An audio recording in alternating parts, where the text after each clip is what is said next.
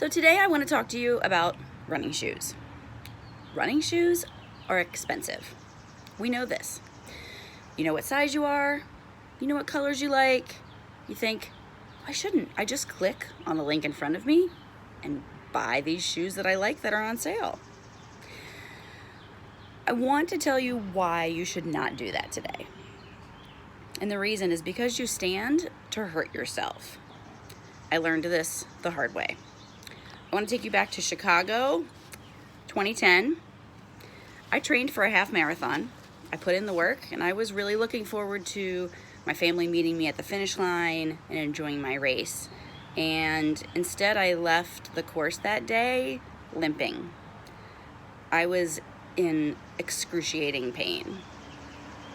I had never taken the time to visit a professional running store and have someone who knows running shoes fit my feet.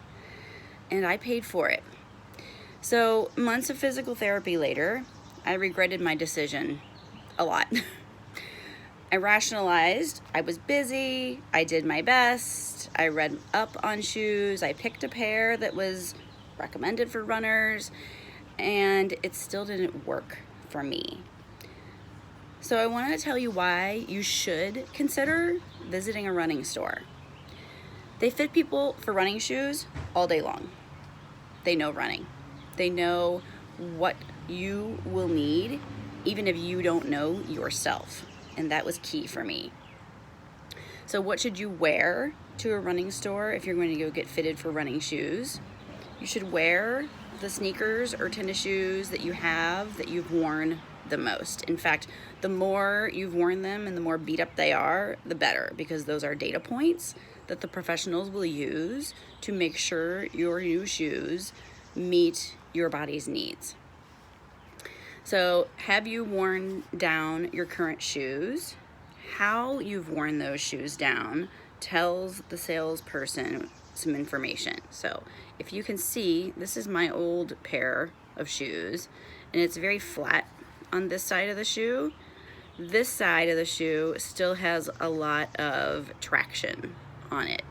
And so that tells me that I wear down the outside of my foot.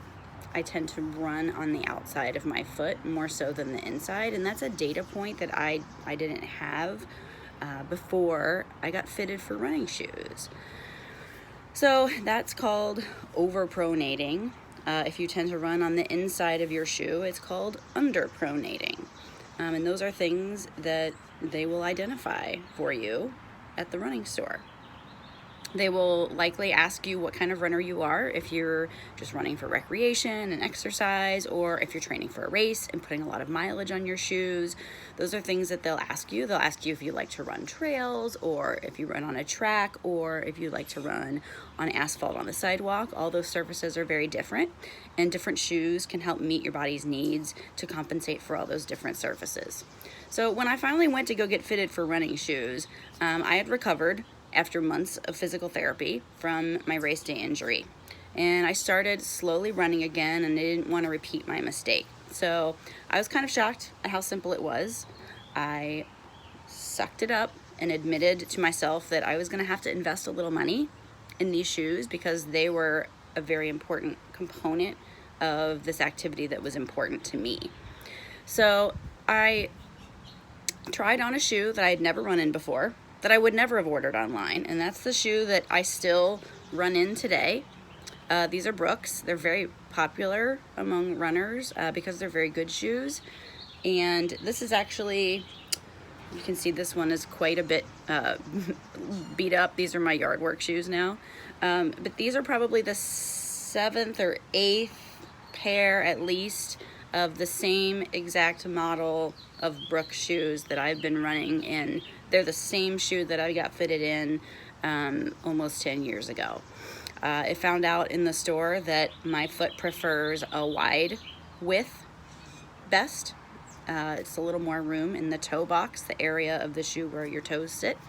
And I also wouldn't have known that. I wouldn't have probably ordered a wide shoe online because not many wide widths are sold online. There are some, but you would have to seek them out and know that. And I don't necessarily wear wide widths in my regular shoes, so I wouldn't have known to look for that in a running shoe. So I buy the same pair, the same model of shoe every time I need a new shoe, and it has not failed me for the last almost 10 years. And knock on wood, more importantly, I've never had another injury. So can I be sure that an alternative pair of shoes would have prevented me from having that race day injury? No, of course I can't. But my information that my body has told me since then, since getting fitted for a shoe, is that it's happy in these shoes, and so that's what I continue to run in. I've completed 4 half marathons since then, so I feel like that was a pretty good decision to make. It's paid off a lot for me as a runner.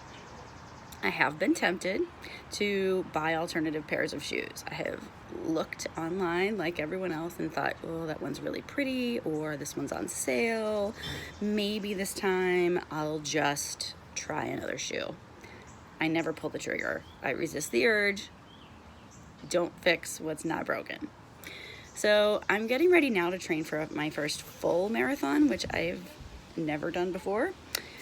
So I intend to get myself to the running store and go talk to them and see if I'm still in the right shoe, because I will be putting additional mileage on my shoes. So some of you might be saying, I'm not a runner. I get that. I wasn't always a runner either. In fact, I tried out for my high school cross country team and came in dead last. I only became a runner in college when I found myself in a school and a major that really was ill-fitted for me, and I was under a lot of stress. I turned to running as a coping mechanism, and I've never looked back. Running is a life skill that I just can't live without anymore. So if your health permits it, if your doctor signs off and says, yeah, give running a try, it's a good option for people because it's very low barrier to entry, meaning once you do make the decision and put an investment of money in a good pair of running shoes, you will get a lot of mileage out of them. That's really all you need, is a good pair of shoes. Runners, if you've never experienced the running community before, runners are a wonderful group of people. And I would anticipate that you would experience that first in the running store. If you tell them you've never really run before and you want to start, they will get you set up. They will support you. They won't ask a lot of questions about why you haven't run before or be intimidating. I've never found that to be the case. They're a community that often just welcomes people into the fold.